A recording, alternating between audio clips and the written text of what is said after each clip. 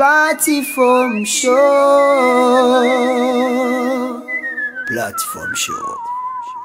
Arakoze nashaka ndamwunganire gato ahereje kutubwira ko indoto azoba ari abaririmbyi nashaka clarifier gato nikiri concert nkuko byari bimeze muri 2018 ubu ni festival.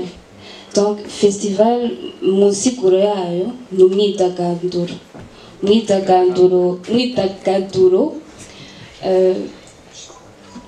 mu gisata kanaka, haba muziki, haba mu bakora utugenegene mu bisaka bitandukanye. Donc festival indoto azoba ari umwidagaduro w'indoto. Bisiguye yuko nimba hari ufise indoto yo kuririmba, hari ufise indoto yo gutamba, yo gukina utugenegene, bose bazoba bahari. Azoba ari umwidagaduro novuga mu gifaransa wa art. Ego ubu bafise rero ibibazo reka tubahe ijambo mubaze. Ibibazo ni bibiri. Icambere Empire ni lebo abantu benshi bakenguruka bivanye n'amasroga yanyu ko muri abifunzi, ugaca usanga abantu bato kuko mu Burundi naho atavyigwa ndagira abantu benshi ntibabayeho ubuzima bwiza cyane, ugaca usanga ivyo bintu murabisangiye ugasanga abantu barabakunda. Ikibazo ca mbere rero mfise, iyo muteguye ibintu misi yose harabaho ukutubahiriza umwanya. Nk'ubu mwari mwavuze yuko tuza guhurira muri ville saa 10, turubahiriza umwanya tuhagera 15h, twahavuye ma 16h30 uko on aha turahashitse. Naho nyene urabona ko umwanya nimwabahirije. Nkaca nibuka n'igihe Satbi yaravuye guhura n'ibibazo muri Tanzania kongera gahura n'umunezero, naho nyene mu gatondo twaririrwanye, naho mu nyuma twahavuye dusanga impamvu zitamuvuyeko. Mbega igiteramo Indoto Festival coco kizokubahiriza umwanya? Ntimuzohava mutubwira ko ari saa 5 abantu bavuga ati niko bama gitangure saa 10. Ikibazo ca kabiri ni kigufi cyane. Aha igenekerezo rya 28 namba bizoba hariho isi yose ngaha abanyafrika bose, nizahe nguvu Kent P n'abandi musangiye iyi nzu muri ko murakora kugira umunyagihugu w'icenda juru yumva ati jewe mwibi biteramo byose bihari nzoja mu giteramo cigenekerezo rya mbere. Mu majambo make nizihe nguvu mwiyemera ko mufise zizoza ziruta iby'abandi bateguye? Murakoze. Kuki bazo cy'umwanya, iki ni kibazo cy'abanyafrika kandi tukimaze mu myaka myinshi, ariko rero tugisabira imbabazi ku ruhande rwacu. Tutonde ku mwanya wacishe. Igikurikira Indoto Festival tuzogerageza uko dushoboye kose twubahiriza umwanya. Ubu ntibikiri pire nka kera, kuko kera nibuka za 2012 2013 tugisoza mu bikuri byari biri pure kurusha ngaha. Kuvuga uko iminsi igenda tugenda twamiriye, harageze aho abantu banga kuza mu makonseri kura dutema mu makonseri yecabayoya yecaba haraflow byari bikomeye cyane bapoyo. C'est nous qu'on imyaka igenda, c'est une education tugenda turaronka niyo mugenda muri abafan n'aba artist biriko birahinduka. Twizeye ko bizohinduka mu Burundi mu minsi iza, kuko ntabwo tukoreye ibintu byose cyane. Ikibazo kindi cya kabiri ni izihe nguvu turiko turakoresha. Ahanini mu gitaramo kizoba le 28 kizoba gihurikiyemo abanyamahanga.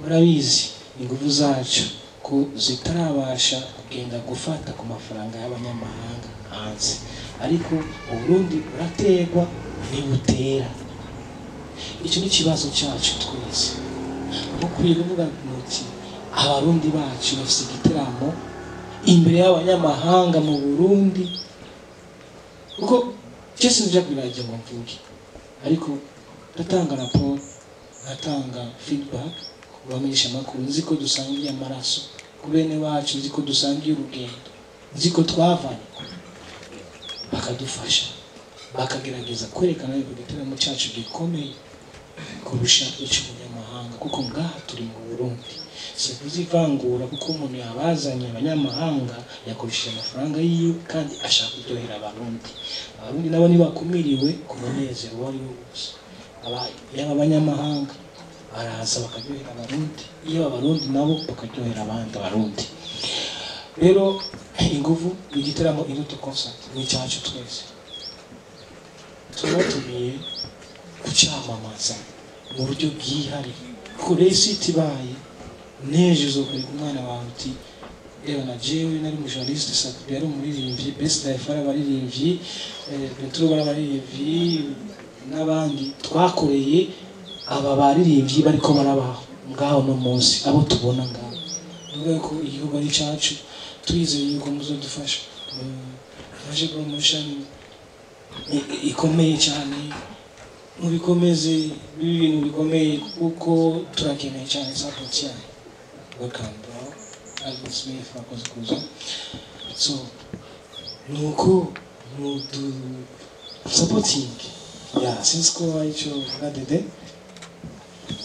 ahanini yabivuze byose kubera ko success y'igiteramo simbona uko ngene yoba abamenyesha amakuru batabishizemo ingufu urumva ahanini tuzobikora ko nimwadukundira ko nimuze mutwime ibiganiro kubera yuko nkuko nababwiye twuguruye icese tugira tuze tubagendere dusigurire igihugu cyose kuvyerekeye indoto twabakundiye kubera twaje murakoze mwiriwe nitwa Mitro kuva muri Buja FM ibibazo mfise si byinshi ikibazo ca mbere ni iki muri Empire Avenue usibye Sabi hariyo Best Life Music hariyo Benturo hariyo Bell Nice Ngabire hariyo na Clementine Kevi abo bigeme ni turiko turababona hano mbega mu giteramo bazaba bari kumwe namwe canke ntibakiri muri lebo ya Empire ico ni ikibazo ca mbere ikibazo ca kabiri hari abandi baririmbyi twabonye muri Empire Champagne na Alvin Smith bo barabaririmbyi biyongereye muri Empire canke bo barabaririmbyi bazoboneka muri festival uno munsi muriko muramenyesha icese kubijanye na Induto Festival tugarutse inyuma gato Induto Concert yari 100% réussite avec ibuka la Costa Beach yuzuye Induto Festival nanyene twizera neza kandi twifuza ko izoba réussite kuko umurundi wese ahari yifuza iterambere ry'umuziki w'Uburundi akifuza iterambere ry'umuririmbyi w'Umurundi ikibazo ca nibaza ngaha niki festival itandukanye na concert mushobora gutangura saa 9 saa 11 ni sawa ariko festival ibifise umwanya munini kandi wiyaguye uyo mwanya wose mu baririmbyi bari muri Empire bazoshobora canke hazarande baririmbyi bazokwiyongera gushobora kwivandikanya na Empire nimba atari banga hasigaye iminsi kugira ngo ico gitaramo kibe abo baririmbyi ni bande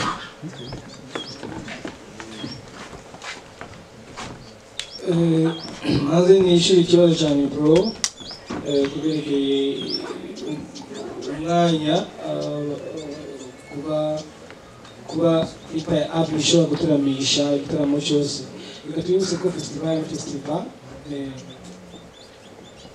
ingene bizogenda turafise plan yo gutumira abaririmbyi ba kera abajya twabona bishobotse apera baririmbyi bazi icyo bakoze muri music n'abandi bose baje imbere hari n'abari imbere yabo nkaba niyera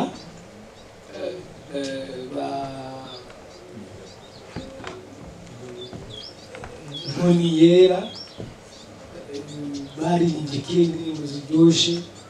Hari n'abandi banditsi b'ibitabo banditse igitabo umuziki w'Uburundi aho wavuye ku imyaka wahindutse, kuko muri umuziki w'Uburundi wari ufise code musical ndundi, ariko haza kuza code musical moderne, umwaka ibindi n'ibindi byinshi tutari tuzi. Tuzoha umwanya umwanditsi w'igitabo umwe mu banditse igitabo bakurikiranye neza ingene umuziki w'Uburundi wagiye urakura, kugira ngo bumvishe urwaruka ruzoba ruhaye hajya ukuntu umuziki w'Uburundi wagiye uva muri code traditionnel uja muri code moderne. Urumva ko hari ikintu twibwe kandi twakurikiye, ariko tugomba kugaruka kuri cause generation zizoza bikora. Ibindi bibazo bibaza yuko icyo nishaka kwishura. Ego, ikibazo cerekeye abaririmbyi bari muri Empire Avenue batashoboye gushika hano canke badahari, nuko bafatiriwe fatiye kuri Miss Africa aragwaye, yexcuse aratubwira sinza gushobora gushika. GP wo muri Best Life nawe nyine si hari, umva bagiye bafatirwa nico gituma batashoboye gushika. Hanyuma ku bandi baduteye iteka, ndibaza n'abandi baririmbyi bafise indoto nk'izo dufise hano, kandi baduteye iteka bazoba bahari, bazoba bariko barazerekana indoto zabo. Ikindi kibazo yatubajije, ariko sinzi yuko muranyishe uko nshaka, sinigeze mvuga Miss Erika, sinigeze mvuga GP, navuze Belle Nice Ingabire, mvuga na Clementine Kevin. Aho niyo nshaka yo kudishura. Bose bafatiriwe, utabona ngaha yafatiriwe, yexcuse aradusaba ikigongo ko ataza gushobora gushika hano abane natwe. Mbega umunsi w'igiteramo ntibazofatirwa naho? Oya, ibaza bazoba bahari, atagihindutse Imana ibidufashije tuzoba turi kumwe nabo bose. Empire Avenue. Hari amakuru twaronse ko Clementine Keva agiye gusohora indirimbo, yabishitse ku mbuga asanzwe akoresha, ntitwigeze tubona partage n'imwe iyo muririmbyi ari muri Empire. Ikibazo umuntu aca yibaza, ubwo koko Clementine Kevin yoba akiri muri Empire cyane? Kuri ico kuri uno munsi sinobwira ico ndabivuze ko kora ntikiri mu bintu byatuzanye. Mwotwegera ku wundi munsi, ndibaza ico kibazo kisokibishura neza ku mwanya wacu. Urakoze. Mva muri Platform Show. Ikibazo canje ca mbere ni kijanye na icyo Vivansi yari yabajije ingufu nzokoresha, parce que twabumvise ko hari ikindi giteramo le premier kizoba hindukira concert kizoba itariki imwe nyene. Uno munsi nimba hari Indoto Festival ko bigiye guhurirana n'indi concert n'ikindi giteramo kizoba festival, hari ingufu nyabaki bitandukanye na n'ivyo abajeje 28, ariko dufise indi concert izoba itariki imwe. Hama ikindi kibazo cya kabiri ni giki cyatumye tubikura muri Indoto concert tubijana muri Indoto Festival. Uvuga aho bariyo raison nini yatumye tubihindura. Ikindi kibazo sinzi ko za kwijana kwa Satu bicanye kwa Kentu yarabaje design. Twarabonye Indoto Festival, tubona haji gicapo nk'ico kiri nyuma. Twarabonye imengo ni forme y'amatafari, piano, harimo guitar. Sinzi ko ari izo kiguma representa Indoto muri no mwaka. Ntituramenye ibi byanditse nk'ico bisigura. Sinzi ko ikibazo kifisa kucishura canke Kentu peza kucishura. Murakoze. Ikibazo cha cover ni murayibona cover namwe, murabona ko hariho piano, ni tugerageje gusubira inyuma navyo kurekere ama corde moderne yaje. Kubyerekeye murabona ko harimo amatafari, aya matafari bisigura kubaka turi n'umunsi tuko turubaka ibyo generasiyo z'ejo zizoshikiramwo. Murabona inanga isigura za corde traditionnelle, kanovera wa muziki kama wacu twibagiwe kandi bitari bikwiye. Murabona amasede yaje, ariko uno munsi washaka kujya muri studio ukaririmba indirimbo, ariko kera byari bigoranye cyane. Wasanga bagira enregistrement umuziki wose ubwiza agakosa kakajyamo, nuko nyine babifata. Ariko uno munsi amasede yaraje, urinjira muri studio. Murabona ko hariho amalight, ni ukuvuga twebwe twese ngaha turi umuco wa generation ziza, ni twebwe bariko bararaba abari hasi yacu. N'ibindi aba DJs baragira participation cyane muri iterambere ry'umuziki, muribona namwe. Murabona ingoma, ibindi byose. Ariko uno munsi dukoresha battery, ariko kera zari ingoma zavuga. Ni byawe navuga abaprofeseri bazoza kutwigisha aho umuziki wavuye, imyaka n'ibindi. Urabona guitar ni zako moderne nyine, kandi urabona amabafle ngaha, monitors asigura ukuntu twumva umuziki w'uno munsi, n'ibikoresho dukoresha uno munsi bitandukanye n'ibya kera ukuntu byari bimeze. Nibaza yuko ku kibazo cya affiche cover umaze kubibona, kuko tuvuze indoto hari abarose ubu buzima turiko tubamo ariko batabubayemo. Natwe ibyo turota uno munsi abandi bazobibamo, kuko turabubakira. Niyo signification ya cover. Hari indi question wabajije, ingufu zo muri promotion. Twe tuzokora ingufu zacu ko dushoboye kose, kugira nabivuze, namwe mukazodushirikira mubandanya mugira promotion. Tubasavye ibiganiro byo biduhe, tubasavye ikintu runaka kugira ngo tubashe kubaka twese, kugira ngo umwe wese arazi aho yavuye, ibibazo acamo. Muraza aho navuye, donc sabri n'umuziki ndi jenyene, ufise empire, ufise abaririmbyi bandi, ufise management, ufise KNP yafashije kugira aho ngeze, ufise DD akanafasha gutera izindi ntambwe. Nibaza yuko twese turubaka, umuntu wese afise intererano yiwe kugira ngo gitaramo kire impact ikomeye cyane cyane cyane. Uretse ko tutari bwashire n'ingufu nyinshi kubera atari ikintu cyose tugikora kuri plan. Imbere yo gukora promotion tubanza tugira press conference n'uyu munsi, kuva ibikurikira aza gutangaza neza n'ingufu nyinshi cyane igitaramo cyacu. Murakoze nakingira ngo murakoze cyane Satwi.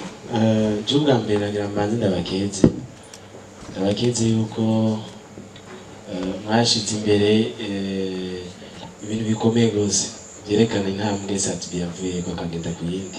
Na cyane cyane nagenda bakeze kuri abo baririmbyi ba kera barimo Nkoniyera, sinzi ko bakivuze neza, umumama bahariya mu Kirundo niba niyenze, ariko yanditse amateka akomeye cyane. Hanyuma niyo musenyeri nibaza yuko ari Monseigneur Justin baransaranye kesi Jean Trop, no? Niwe nyine Justin. Ibyo ni ibintu bikomeye rwose abantu bakunda kwirengagiza, ariko bituma abantu bamenya l'histoire de la musique iyo wavuye niyo uri kuraca. Hanyuma akabazo mfise muri indwi nyene na statue yawe washize ko ucurayifuta minota 30 cyangwa 40. Washize ko statue wandika uti single boy, ucurayifuta après 30 minutes cyangwa 35 minutes. Iyo statue narayibonye ko je naho umuntu afuta ndabona ama statue y'abadajije. bicaye fata rero cyaki na mipere ko aravuga ariko arabanza abarahi iyo bari arico bipana hanyuma akora gira ndangirize ko mu ndoto za Satbi twumvise ko ufite indoto nyinshi izo ukeneye gushika ko mwaka wa 2020 n'izayemerse. Ikibazo cha Ben Nice cha single boy ndazi ifanya na Ben Nice murabizi ntazibana zidakomanya amahe yaga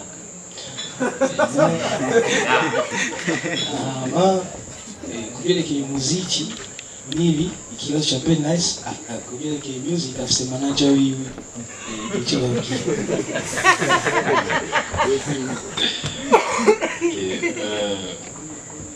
Kuhusu Ben Nice jinsi Delphine aliweza kuambia hakuweza kufika, ameshikiwa kidogo na jinsi niliwaambia, baada ya press conference tutatangaza wasanii mmoja baada ya mwingine ambao wataperform kwenye Ndoto Festival. Nafikiri tukisema vyote hapa kama fulani ataperform, fulani ataperform, kama tunamaliza vyote hakuna kitu tunawekea watu kama surprise. Because les premiers wanafika, tutawapatia affiche ya artist moja na sio kusema ni just wasanii wa Mwimpa, tutakuwa wasanii wengi. Nasema Satbi tutakuwa wasanii wa traditional wa zamani, tutakuwa model. Donc tunachagua selon generation, kwa generation ya kwanza, ya pili, ya tatu, ya nne, tufikie kwa generation yetu, na wale wote wachangiza ili muziki utengenezewe. Kama leo mnaona tumekaa hapa, kuna watu walikaa hivi zamani kwa uwezo wa zamani ili watangaze muziki, na mpaka hivyo tukazalika sisi na tunakuja kutangaza tena kivingine, na wasanii wa kesho ambao watakuja watengenezewe njia nzuri. That's why we call Ndoto Festival. Kila mtu mwenye kuna ndoto ya kujenga taifa yake ni the festival. Yeah. Nibaza kwica strategy ya Satbi. Kuhusu single boy hiyo ni private life ya Satbi na Ben Nice, because ni issue yao, na hapa tuko tunaongelea about Ndoto Festival. Na chunge niba takimubaza abandi mugana muhajije Ndoto afise ni nyinshi izakeneye gushika ko muri 2020 cyane. 2020 ipa yose dushaka dozo yo guhindura urwego rwa visual mu Burundi, tugakoranya ama video murabona tuje gukora hanze kuko KNTP bivanye no kunagiye yiyubaka n'umusoro ubumenyi. Video ya mbere izosohoka nakoreye mu gihugu neza, inyuma igihe kinini ntashiramo ingufu cyane mu video mu gihugu komeruka gushaka ingufu cyane ni video ya too much, ariko ubu very soon tukazosohora indirimbo na Miss Erika, video iri ku rwego mpuzamakungu nka kurya nyene tubona basasha n'abandi.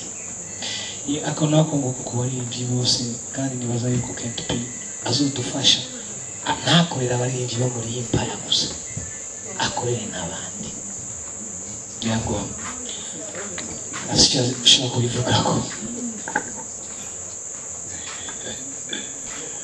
Okay, last year tulikuwa tunazungumzia about Ndoto, na nikisema Ndoto kuna kitu tumefanikiwa kuweza kupata, tumekitumikia mwaka mzima na kimetuchukua muda, lakini tumeweza kukifikia.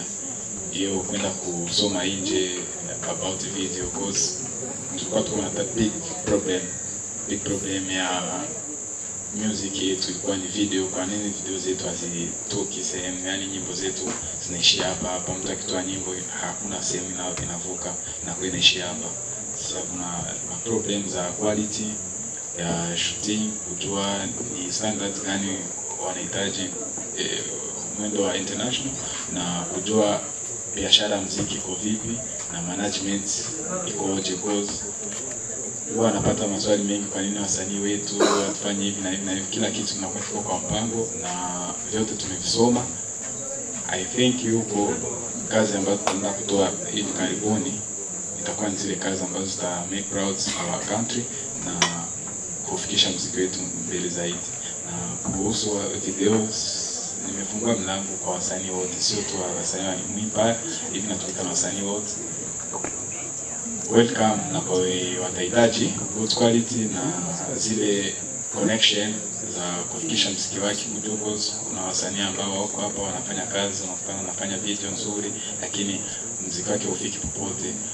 Tumefungua hiyo mlango ya kufikisha muziki wetu, yani ile big promotion, ili tutangaze nchi, kwa sababu tunapokwenda kule international basi SATB wao Best Life au Empire tu au wasanii wote wa Burundi ambao tukitambulisha muziki wetu tuwe kama wengine. Why Afrika kwa Tanzania wengi na 6 10 Nigeria, yeah, why not Burundi? So we need that 2020 iwe sana. Murakoze. Ni Edison kuva kuri Radio Culture. SATB yavuze ati turategwa ntidutera, ariko hari ukuntu mwadukoranije nk'amenyesha makuru kugira ngo muduhe umuco w'ibibazo bitandukanye, kuko mumaze kuduhamagara ngaha nuko mukeneye ko ibyo mutubwiye hano tujya kubibwira abakunzi b'umuziki w'u Burundi. Ariko kino gihe biragaragara ko hari ibibazo bimwe mutariko murishura, kuko mugeze aho mudukoranya no kuma mwaheje gutunganya byose. Ngo kubera iki mutama wacu Satura atadukubitira live music? Nico kibazo nagomba mbaza. Namba muvuga yuko ari indoto abana bazoguma bakurikirana muri kazoza, murashoboye kutwemeza kuri uwo munsi mugatubwira by'ukuri yuko The King ari umukingi kuri stage? Murakoze. Ndashaka ndaguha umuco muto nkuko SATB yabivuze. Harabayeho musique iri traditionnelle, c'est-à-dire ka ifise ka kanovera ka kera, niho na live yari imenyerewe cyane. Hakaba hariho n'iyindi generation novuga ni y'aba performance, bamwe nyene ba playback bashira imbere novuga ni gutamba, bashira imbere kuryohera abantu babaraba. Akaba ariyo generation SATB nawe arimwo. Mwani kibujije yuko na live yo yikora ni choix y'umu artiste. Donc bizovana n'avant haje nitwaba dufise aba artiste bazoza batuzaniye ka kanovera ka kera nka Moniyera, nka Sylvestre, ni asaba live tuzoyimuha. SATB nawe afise ubundi buhinga bwiwe kuri stage, umva nitwo mubwira aririmbe live atari muri domaine yiwe. Ego siziko nishuye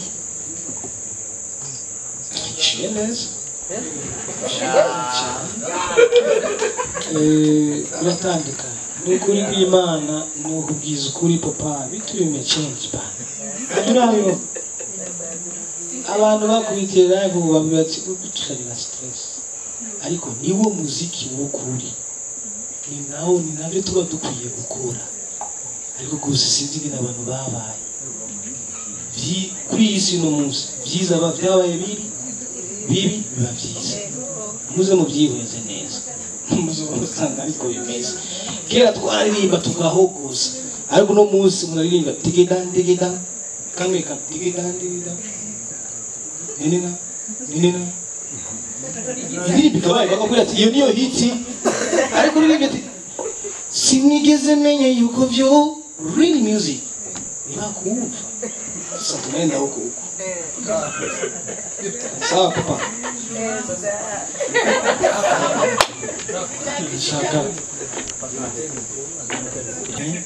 Alvin Smith yuko hapa amekuja kusapota vijana wake wengine hapa. Mambo yatakuwa shwari. Unajua live ya Mr. Champagne ikipiga ngambia biana mko mnapasha mfanye hivi na unajua promo. Big promo. Hapo Champagne ni mtu ambaye watu wamembania sana. Watu wapate, acha watu wapate maisha.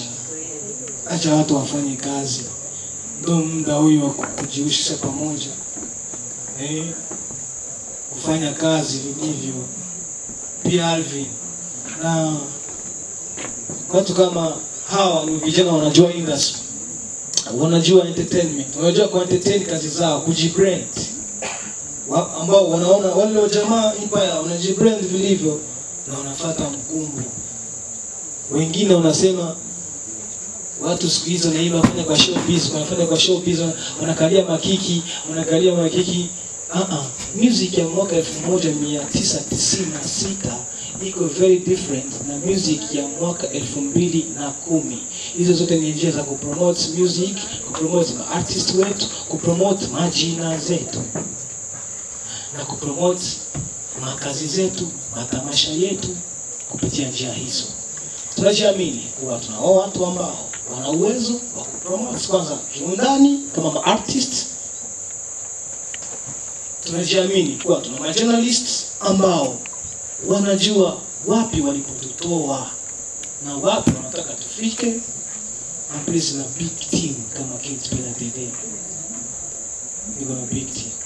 I think mwaka tutakuwa fresh inshallah. Don't worry, Kevin the Hot, tukianguka tutafanya vilivyo ili kesho tuamke tena, lakini tusidhani kwamba tunaweza tukapata punch. Hapa ni nyumbani, nasema tena, hapa ni nyumbani. Asante sana. Support. Go singo na support inga. Ngi usivyo byiza. Bangi by'ibiro byawe bishire ku rupapuro projet ni dufata à peu près 2 millions de projet nk'umuta. Waki byose kibize projet turashaka imbere y'abantu bafite amakampani bakaguha icyo ushaka.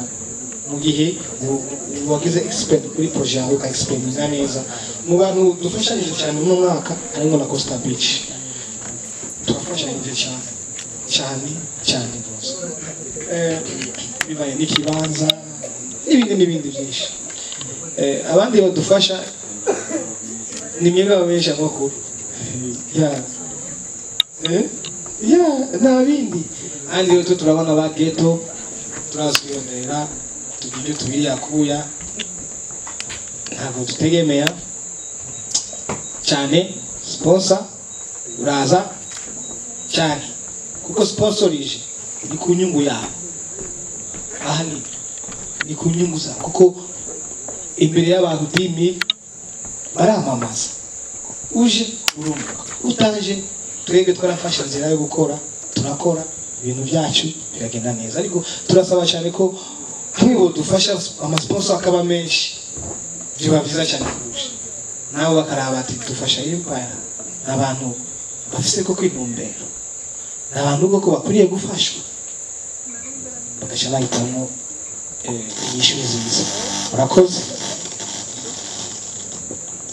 Ndashaka ndabashimire abantu bose mwashoboye gushika hano ku bibazo, ku tererano, ma conseil mwaduhaye. Murakoze cyane. Platform show.